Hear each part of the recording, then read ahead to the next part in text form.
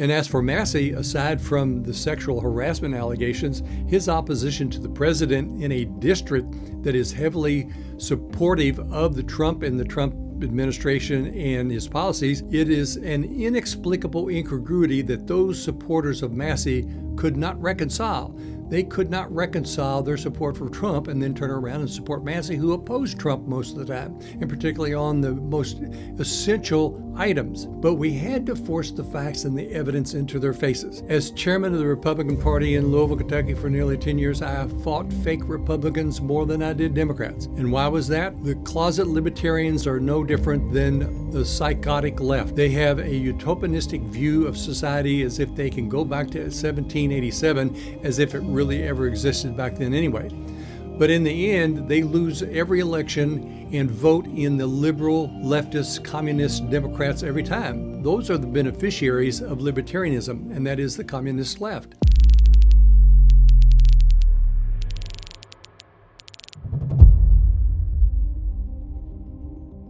Well, folks, welcome back to Jack's Corner, where truth and reality have a seat at the table. Now, in my lead into my podcast, I talk about truth and reality, not opinion. And as Plato reportedly once said, opinions are worthless, particularly if they are disconnected from the truth. Now, I'm not interested in spending time and money on spreading lies, and I can assure you these podcasts are time-consuming and costly, as we are not monetized, nor do we derive any income from the publications. It is strictly a civic exercise to provide the facts that are mostly first-hand accounts or the result of deep research. It also brings forward over 30 years of experience and knowledge, having worked on the inside of political campaigns and the political system, where I have had access to information that most do not. It is my way of giving back and saving people from living a lie and the inevitable misery that comes from it. Also, when the lies people live end up at the voting booth, then it affects my life in a negative way, and many of yours as well. Therein lies the problem. Most people will never investigate, they assume. It's easier for them to believe the lie than investigate the facts. People are lazy. One of the things I deal with as an attorney are people who come in to me with a problem, and the single biggest issue is they waited too long to do anything about it. Most think that the way to deal with problems is to ignore them, which makes resolution of that problem very difficult and expensive. As the old adage goes from Mark Twain, the lie will circle the earth before truth gets its pants on. It's sad, but people prefer the lie to the truth. They prefer the lie to the truth, and consequently, much of their suffering is self-inflicted. It also jeopardizes the freedoms we love and thus compels me to do these podcasts because I'm unfortunately handcuffed to a society who will bring me misery as well if they make disastrous electoral decisions from which I can't escape. Here's an inconvenient truth. Most people are too stupid as to the issues facing the country to be able to cast an informed vote, and therefore shouldn't vote. Yes, universal suffrage, or everyone gets the right to vote, is not a really good idea, and you know that. Of course, the Democrats want illegal aliens to vote. Why? Well, think about it. Most every misfit, criminal mindset, deviant, anti-American, every protester, transgender, are registered Democrats, and they vote Democrat. Just think about the makeup of the Democrat Party. If you have been paying attention, you would realize that we have been in a civil war for a long time. The bullets just have not been flying, and I'm glad of that. And I want to avoid that with this podcast and the articles that I write, and by waking people up to the danger they are in. Now, let's take this a step further insofar as to the consequences of uninformed voters. For instance, Thomas Massie, the U.S. representative from the 4th District of Kentucky, who just lost his primary election, he has opposed President Trump on many of the president's key and critical issues. If Massie had prevailed, he would have delivered to the Communist Democrats a victory. Look at who supported Massie. Massie received glowing endorsements from Code Pink. Ro Khanna, that representative out in California, that's nothing more than a communist. You just don't know what he has supported and what he claims. The New York Times, Then you have Hassan Piker, an avowed communist who wants blood in the streets. Mother Jones, AOC, Rashid Tlaib, Ilhan Omar, Marjorie Taylor Greene. Yeah, she was a fake conservative from Georgia, and then she finally decided to retire. But she didn't retire until she was about a month beyond the time when she would get her pension. Then we have Candace Owens. I've met and talked with her, but she's gone off the deep end. Then Tucker Carlson. He's turned, as has Candace Owens. Yet over 65% of the voters in the 4th District voted and supported Trump. This is called cognitive dissonance. Just think of all those people that are supporting Massie, yet you also supported Trump. That's called cognitive dissonance. It's also a detachment from reality. To make matters worse, there are those who have embraced libertarianism, which is akin to anarchy. They were the kids of offspring of the free sex, drugs, and rock and roll generation. They wanted no constraints, but too many Republicans think that libertarians align with Republican principles. They do not. The Libertarian Party was created by California Democrats during Nixon's time. Wake up, folks, smell the coffee, and stop being so stupid. In the primary fight between Ed Gallerin and Thomas Massie in Kentucky's 4th Congressional District, some uncomfortable truths were made public about Massie that forced his supporters to face facts they did not like. That meant they would have to think for a change. They would have to reevaluate their prior choices and even maybe come to grips with the prospect that they were wrong or that they had been duped by Massie. Well, guess what? They were. Neither one is a comfortable place to be. So they had to decide. But it took a lot of time, money, and effort to rub the truth in the voters' faces. They had to choose. Do they want the truth and change course, or do they want to live in the lie and hope that everything will go well? Well, thank God we got rid of that psychotic narcissist Massie. Well, for now, I'm going to evict him from my mind.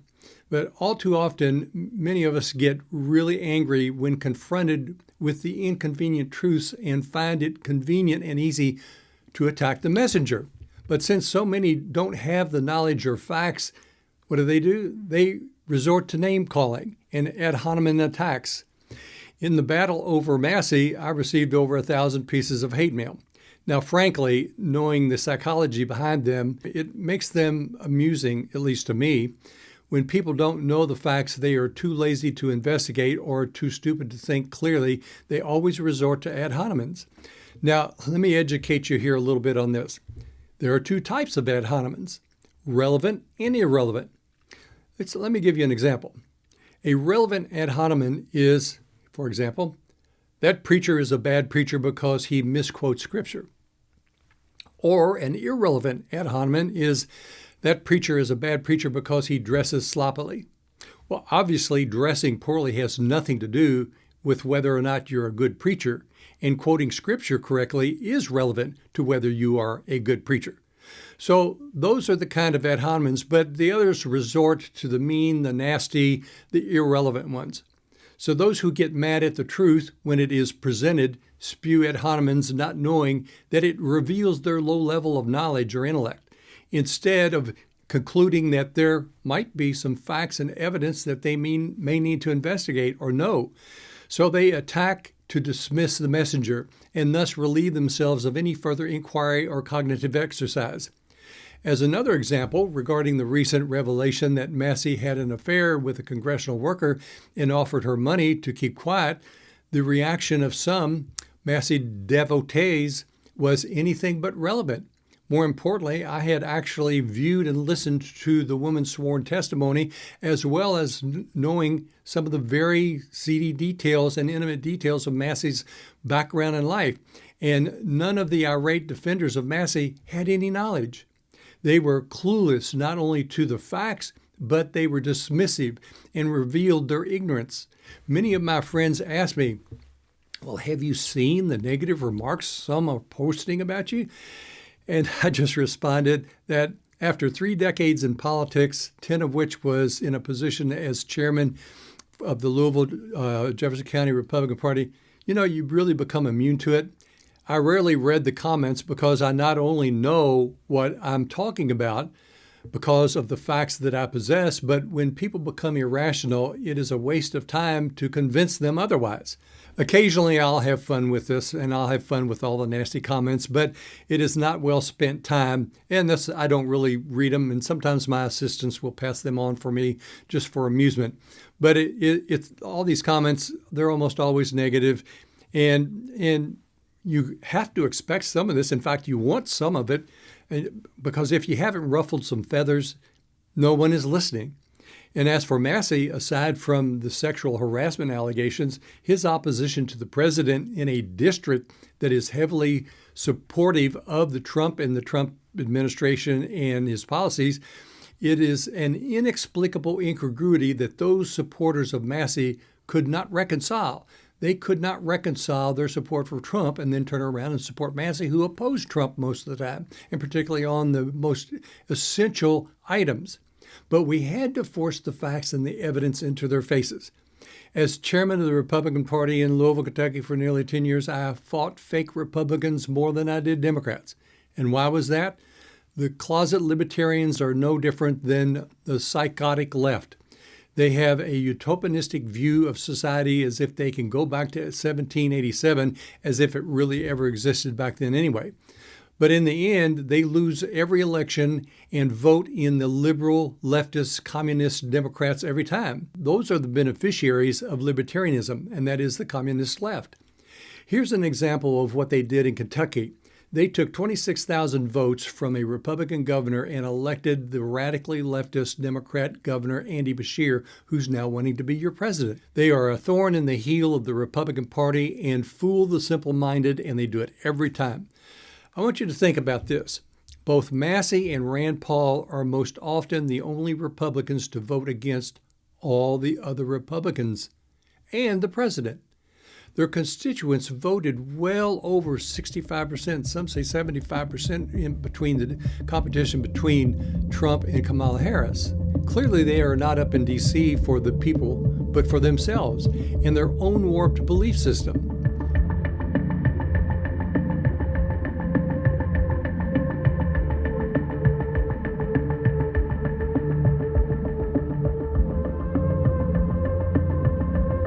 Now let's move on to another topic now that Massie is gone and Senator Paul has to figure out how to deal with the political disaster he has created for himself. President Trump criticized Democrats last week for pushing climate change. Now, once you get this, this all ties in together. It's all about how to analyze what's going on and how to think about these things.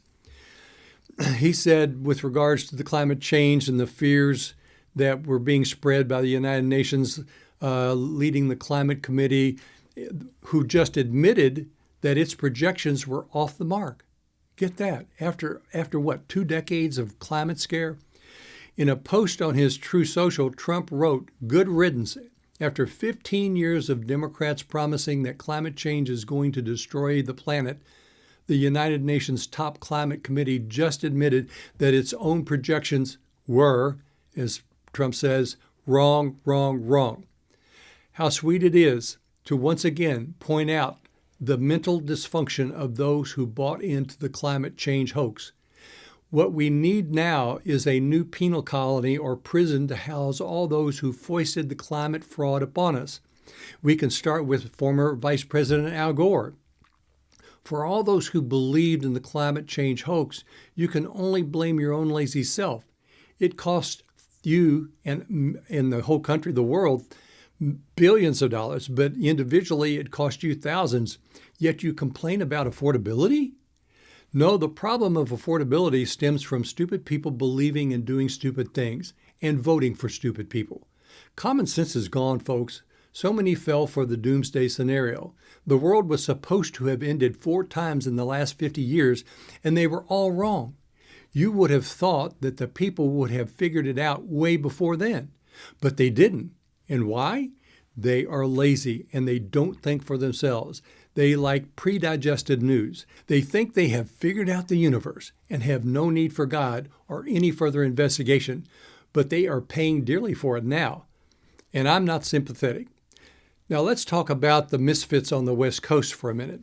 Let me give you a little bit more insight into the sanctimonious jerks out in Hollywood. They are petrified over the fact that they know very little, lucky to have graduated high school, and are ridiculously overpaid. So much of what they've accomplished is by sheer luck. Yet they pretend to be society's intellectual class, but they are anything but. However, they will not hesitate to lecture you and guilt you. Let me tell you a little bit about Harrison Ford, and I'm going to give you this as an example. Ford was a down-and-out contractor remodeling basements, and it was only by sheer luck that he got the role for Star Wars because of a snarky attitude he had, and that was something that the directors and producers wanted at that time. He wasn't making the cut for most of his auditions. No one liked him. Star Wars was not supposed to be the big hit that it was, but we were coming into the generation and age that loved science fiction. So he got the role, and the movie was a huge success, more so for the graphics and the science fiction plot than it was for the acting. But that catapulted him into stardom today. Let's make this really simple. Harrison Ford will never do brain surgery. Recently, Ford, who is now worth an estimated $300 million and typically earns about $25 million per movie, has a huge fleet of private jets and other aircraft, yet urged the graduates in a recent commencement speech to harness their power and to use their voice about social justice. And he ranted on about climate change. He says, "We need cultural change," as he railed from the podium. We need to extend social justice. We need to respect and evaluate the indigenous peoples that are being marginalized and in many cases killed in cold blood. Harrison, stick to pretending to be someone else, as you are not a good you. You are embarrassing yourself. So what is this really all about? Well, what's at its core of those who like to lecture the rest of us as to how bad we are or how bad the country is and what we should be doing, they know they're frauds.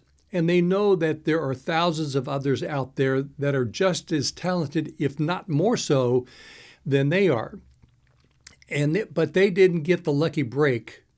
So with that reality, we don't need any lectures from Ford or any other actor about anything, much less the indigenous people that Ford was railing about and romanticizing, when in fact they were a people who were very tribal and murderous of each other when our country was founded. Ford, like so many, engaged in historical revisionism. The indigenous people were constantly at war with each other and taking over each other's lands, and they committed some of the most grotesque tortures and murders on each other that you can even imagine. But you need to read up about that. They had no written language and were barbaric. Now, I would not deny those living today who are the descendants and are in need of help, but we do not need to go back in time and punish those living today because of some actor acting out of guilt and wants to justify himself. All these Hollywood types are always trying to justify themselves, but you don't see them making too many sacrifices, do you? They want to tell everybody how righteous they are and how deserving they are, while telling you how to live and act as if, by divine appointment, that they are in a position that they are in. If anyone has ever watched America's Got Talent or any of those other talent shows, you have seen far greater talent there than those who have made it big in Hollywood. I'm delighted that Hollywood is dying, and hopefully the bulldozers will come in and cover it up and put a tombstone on it soon. The last people who should ever serve as examples for your children are those on the movie screens. They have nothing to offer, and like I said, Harrison Ford got lucky and went from remodeling basements to pretending to be someone else that he got paid big money for. So listen up, moms and dads. Your children must learn their history. Otherwise, morons, imbeciles, and frauds like Ford will be giving commencement speeches to your kids, brainwashing them as to a rewritten history, a false history. Now, as much as I can, I boycott these jerks who want to go out and lecture us, but their day will come, and when their life is going to depend upon a doctor who makes a paltry fraction compared to what these actors make, we have a country full of talented people who decided to do something useful and of benefit to others as opposed to themselves. Never forget this. These influencers, celebrity types, really don't know who they are because they're always pretending to be somebody else. Okay, moms and dads, Here's another example of where you have to teach your children because you have these influencers that will lead them astray. Now, moving on, after the passing of Jason Collins, the first openly gay active NBA player, ESPN's Charles Barkley insisted that the United States is still a terribly homophobic society. Once again, we are being lectured by someone who thinks he knows it all. Collins, who died from brain cancer on Tuesday last at the age of 47, made national headlines in 2013 when he publicly came out as a gay. And for Barkley, Collins' admission made him a shining example. I don't need a celebrity, and in this particular instance, somebody who is genetically gifted to throw a basketball but doesn't know much else, accuses the rest of us as being homophobic. Well, guess what? The word phobic is not a bad word. You can be phobic about water, and should be if you don't know how to swim. You can be phobic about house fires. You can have a phobia about poisonous snakes. You can be phobic about anything that might harm you or your children, particularly the kind of harm that comes from indoctrination and wicked, unrighteous, and depraved philosophies like what's being spewed here. So shut up, Charles. We need no lectures from you. So once again, you not only have to teach your children and protect them, but you have to shove these celebrities back in the holes they crawled out of. Occasionally, we have a sane one that pops up. For example, Billy Bob Thornton recently outraged the reprobates on The View by telling them he refuses to shove his politics down other people's throats. Now, that's smart. It used to be that if celebrities violated their contracts with various studios, particularly on morality issues, the morality clauses would kick in and they would be fired or out of business. We need to go back to that time. Okay, folks, hopefully this session will help you with your analytical skills. Remember, don't be lazy. Investigate. Don't assume. If you do that, you will most likely reach a correct conclusion. So with that, I'm Jack Richardson for Jack's Corner.